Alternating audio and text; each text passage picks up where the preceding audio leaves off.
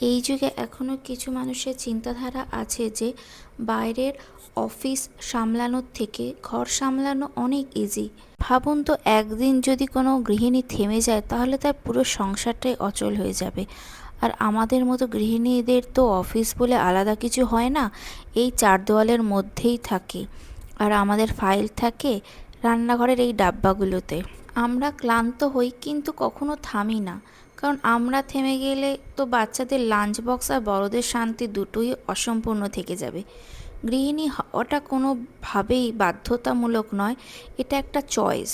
বাইরের লোকের কাছে আমরা হাউসওয়াইফ হলেও নিজের পরিবারের কাছে আমরা পুরো একটা পৃথিবী।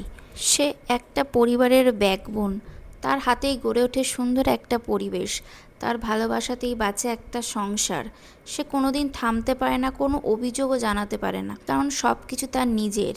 তাই একটা কথা মনে রাখবেন, একজন হাউসওয়াইফ শুধু সংসার সামলায় না, সে ভালোবাসা দিয়ে একটা ছোট্ট পৃথিবী গড়ে তোলে।